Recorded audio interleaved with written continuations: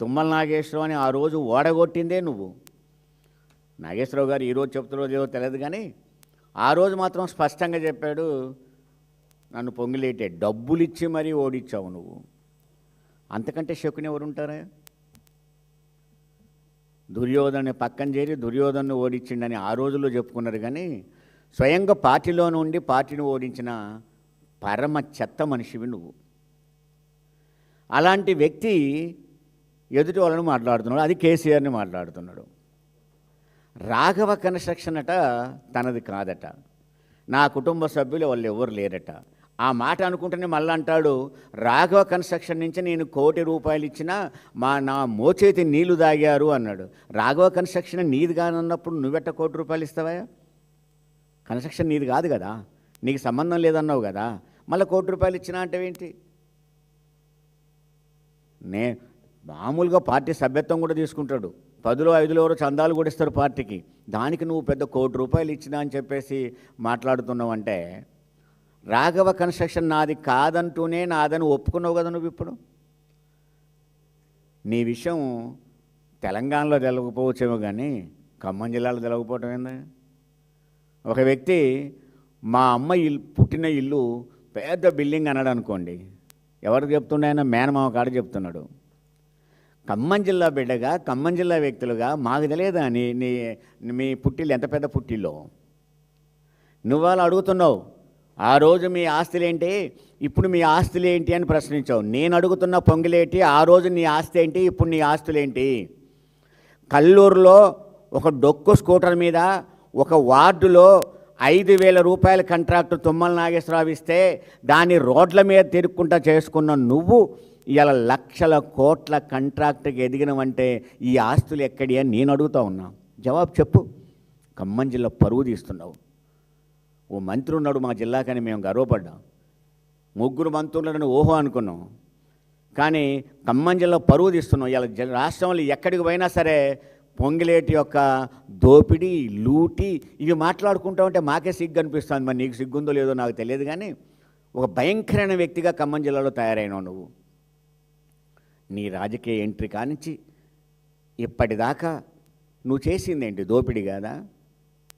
ఆ రోజులలో పేదవాళ్ళ ఇళ్లలో ఒక గోడ గడియారం ₹70 గడియారం తెచ్చి గడియారం కొట్టి ప్రతి ఇంట్లో ఫోటో పెట్టుకొని ఇవాళ ఇల్లు గడియారం పెడదామంటే ఇల్లు లేకుండా కూలగొట్టావు ఇవాళ నువ్వు.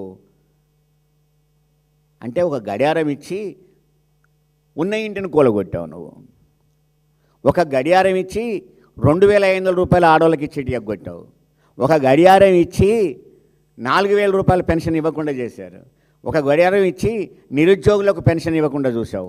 ఒక గడియారం ఇచ్చి కళ్యాణ లక్ష్మి రాకుండా చేసినావు నువ్వు. ఇదంతా దోపిడీ కదా? ప్రతి ఇంటికి నువ్వెంత బాగున్నావు? ₹70 ఇచ్చి లక్షలాది రూపాయలు కొల్లగొట్టిన మహా దోపిడీదారి నువ్వని నేను అంటున్నాను. అంటే అయినా సరే నిర్భయంగా, నిర్లజ్జగా రాష్ట్రంలో ఎదుటి వాళ్ళ మీద నిందలేస్తూ చేయాల్సిన దోపిడీ చేస్తావు. నేను అడుగుతున్నా, ఏమైందయ్యా నీ మీద ఈడీ ఎంక్వైరీ? ఎలా మాఫీ చేసుకున్నావు? ఎన్ని కోట్లు ఇచ్చినావు? ఏమైంది నీ కొడుకు యొక్క గడియారాల మోసం, గడియారాల దోపిడీ, కోట్ల రూపాయలు? అది ఏమైపోయింది కేసు? డబ్బులుంటే ఏదన్నా చేయొచ్చు అనే ఒక దరిద్రపు ఆలోచన నీకు కలిగి ఉన్నది.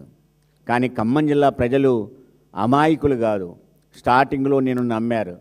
కానీ ఇప్పుడు నీ ప్రతి పాత్ర అర్థమవుతుంది. ప్రతి పాత్ర పక్క నాయకులకు, నీ నాయకులకు కూడా అర్థమవుతూ ఉంది. ఇవాళ చేసిన పని తుమ్మల నాగేశ్వరరావు గారు ఆయన చేసిన ద్రోహాన్ని మర్చిపోతాడేమో. పార్టీలో ఉన్నావు కాబట్టి చెప్పలేకపోవచ్చు, కానీ మర్చిపోతాడా నువ్వు చేసిన ద్రోహాన్ని? కోట్ల రూపాయలు ఉంటే ఏదన్నా చేయొచ్చు అనే నిర్ణయానికి వచ్చినావు నువ్వు. నేను అడుగుతున్నాను, ఇదే హరీష్ రావు గారు స్వయంగా నీ మీద చేసిన ఆరోపణలు ఏవైతున్నాయో, నువ్వు దోపిడీ చేస్తున్నావని, తెలంగాణని లూటీ చేస్తావని, ఒక పెద్ద భూ కబ్జాదారుడు అని చేసిన ఆరోపణలకు దమ్ముంటే జవాబు చెప్పు. ఎస్, ఆ భూమి నేను దోపిడీ చేయలేదు చెప్పు. నువ్వు నీ మనుషులు, నీ ముఠ భూముల కాడ తిరుగుతూ బెదిరిస్తూ ఎలా భూములు కబ్జా చేస్తున్నారో పాయింట్ టు పాయింట్ చెప్పిన తర్వాత కూడా ఇంకా ముందు ముందు వచ్చే తీరు కూడా కనపడుతున్నప్పుడు అడుగుతున్నా నేను, ధరణి అని మాట్లాడావు నువ్వు. ధరణి కాదని నువ్వు చేసిన వెబ్సైట్ ఏంటో చెప్పు. ధరణి కాదని భూపారతికి నువ్వు ఇచ్చిన స్పెషలైజేషన్ ఏంటో చెప్పు. అదే ధరణికి కొత్తది ఇంకోటి క్రియేట్ చేయలేక అదే ధరణికి భూభారత్ అని పేరు పెట్టి అదేగా నువ్వు నడుపుతున్నది ఇప్పుడు. మరి ధరణిలో అందరు తిన్నారు అప్పుడు ప్రభుత్వం తిన్నదని చెప్పడం మొదలుపెట్టావే, అదే ధరణి కదా నడుపుతున్నది ఇప్పుడు. నువ్వు తింటున్నావా? ఈరోజు మాట్లాడుతున్నావు నువ్వు, కానీ ఆ రోజు నువ్వు బీఆర్ఎస్లో లేవా? బీఆర్ఎస్లో దోపిడీ జరిగింది అంటున్నావు. ఆ దోపిడీలో నీ పాత్ర ఎంత? నువ్వెంత తిన్నావు? బీఆర్ఎస్లో ఆ జిల్లాని మరొకరిని కలవనీయకుండా మొత్తం ఖమ్మం జిల్లా వాళ్ళని అణచిపడేసి మాత్రం బీఆర్ఎస్లో తిరిగింది నువ్వు కాదా? ఆ బీఆర్ఎస్లో ఇప్పుడు మీరు పెత్తనం చేసే తుమ్మల నాగేశ్వరరావు కానీ నువ్వు కానీ బీఆర్ఎస్లో ఉన్నోళ్ళు కాదా? కేసీఆర్ దయాదాక్షల మీద బతికిన వాళ్ళు కాదా? గడప గాడి నుంచి బల్లి బాక్కుంటూ వచ్చేసి కేసీఆర్ గారి 2 కాళ్ళ మీద పడ్డది మర్చిపోయినావా? నేనే ప్రత్యక్ష సాక్షిని. కేసీఆర్ గారు బర్త్డేకి ఆ రోజు పొంగిలేటి, నేను, పువ్వాడ అజయ్, కర్ణ్య ప్రభాకరు మేము కలిసిపోతూ ఉన్నప్పుడు నా ముందున్న పొంగిలేటి సాక్షాత్ 2 కాళ్ళ మీద బట్టి 2 కాళ్ళు పట్టుకొని లేవకుండా పడిపోయినావు నువ్వు. దానికైనా జవాబు చెప్తాడు, నా తండ్రి లాంటి వాడని కాళ్ళు పట్టుకున్నా. మరి ఇప్పుడు ఏమైంది తండ్రి? తండ్రి లాంటి వాడని కాళ్ళు పట్టుకున్నావు కదా, మరి కొడుకు లాంటి వాడని ఎందుకు మాట్లాడున్నావు? ఇప్పుడు కొర్రాయిగా ఎందుకు మాట్లాడుతూ ఉన్నావు? అధికారం శాశ్వతమా? నేను అంటున్నాను, ఇవాళ జరిగినంత దోపిడీ జరుగుతాయి. ఇది కొనసాగిన కొద్దీ ప్రభుత్వం మారితే మొట్టమొదలు జైలుకు పోయే వ్యక్తులు ఉన్నారంటే రేవంత్ రెడ్డి, పొంగిలేటి శ్రీనివాసరెడ్డి. మొట్టమొదలు జైలుకు పోయేటోళ్ళు వీళ్ళిద్దరే.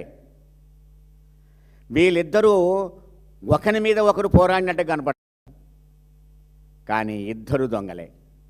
ఒక ఆర్థిక అరాచకవాది రాష్ట్రాన్ని పరిపాలిస్తే ఎలా ఉంటుందో అలా ఉంది ఇలా తెలంగాణ రాష్ట్రం. ఒక ఆర్థిక అరాచకవాదికి భూదందాలు చేసే వ్యక్తి తోడైతే ఈ ఇద్దరు కలిసి దోపిడీ చేస్తే ఏమైద్దో రాష్ట్రం అలా అవుతుంది ఇలా తెలంగాణ. అల్లాడుతూ ఉంది తెలంగాణ ఇవాళ మీ చేతిలో. ఒక్కొక్కడు మీ పక్కనో మీ దరిదాపులో కిలోమీటర్ లోపల ఎకరం భూమి కొందామంటే గడగడగడగల ఆడిపోతున్న పరిస్థితి కనపడుతూ ఉన్నది. మీ చేతిలో ఒక ఆయుధం, దాని పేరు హైడ్రా. దాదాపు 812 ఎకరాలలో నిన్న మొన్న ప్రతి చోట కూల్చుడు, కాల్చుడు. ఎక్కడన్నా ఒక ఇల్లు కట్టినట్టు కనపడుతుందా? కూల్చడం తప్ప. గృహ నిర్మాణ శాఖ మంత్రి కదా నువ్వు. మన అసెంబ్లీలో రేవంత్ రెడ్డి అంటున్నాడు, మావోడు ఇల్లు కట్టిస్తా ఉన్నాడు అని. ఆడ కట్టించినావు నువ్వు? ఇల్లు కట్టించిన ఏం ఇల్లు కట్టించావు నువ్వు? ఊరికొక ఇల్లు చూపెట్టేసి నేనిచ్చినని పంచపాండవులు మంచం కోళ్ళ వలె ముగ్గురు చూపెట్టి 2 బాయబోయి ఒక్కటి రాసినట్టుంది నీ బతుకంతా. ఏమిచ్చావు నువ్వు? అసలు నువ్వు రాజకీయాలకు పనికొచ్చే వ్యక్తివేనా? కేవలం రాజకీయాన్ని వ్యాపారం చేసి, పాలన్ని వ్యాపారం చేసి నీ వ్యాపార పబ్బం గడుపుకుంటున్నావు తప్ప ప్రజల మేలుని, సంక్షేమాన్ని పూర్తిగా మర్చిపోయావు అని నేను అడుగుతూ ఉన్నాను. నేను మరొక్కసారి చెప్తున్నాను, పొంగిలేటి ఖమ్మం జిల్లా పేరుని చెడగొట్టకు. రాష్ట్రంలో బదనాం అవుతున్నావు నువ్వు. ఇప్పటికైనా నిజాయితీగా ఒప్పుకొని మంత్రి పదవికి రాజీనామా చేయి. జనరల్గా ఒక జడ్జి ఉన్నాడైతేనే ఆ కుటుంబానికి సంబంధించిన ఏమైనా కేసులు వస్తే నాట్ బిఫోర్ మీ అని చెప్పేసి ఆ కేసుని తీసుకోకుండా దిగిపోతున్నాయా? నువ్వు ఒక రెవెన్యూ మినిస్టర్గా ఉండి నీ మీద ఇన్ని ఆరోపణలు వస్తుంటే నువ్వు ఎలా ఉండబుద్ధి అవుతుంది నీకు ఇంకా మినిస్టర్గానే అడుగుతా ఉన్నా నేను. నువ్వు ఎలా గడుపుతున్నావు? నీ దగ్గర ఉండే అటెండర్లు అనుకుంటూ ఉంటారు, ఇలాంటి వ్యక్తిని మేము మినిస్టర్గా చూడాలనా అని. ఇప్పటికైనా నేను అడుగుతున్నాను పొంగిలేటిని, నువ్వు ఇమీడియట్గా రాజీనామా చేసేసి నువ్వు ఈ ఆరోపణలను ఎదుర్కో. ఎదురుదాడి చేసినంత మాత్రాన, ఎదురు మాట్లాడినంత మాత్రాన, ఎవరైతే ఆరోపణలు చేస్తే తిరిగి వాళ్ళ మీద ఆరోపణలు చేసినంత మాత్రాన నువ్వు నిజాయితీ పరుడు అయిపోలేదు.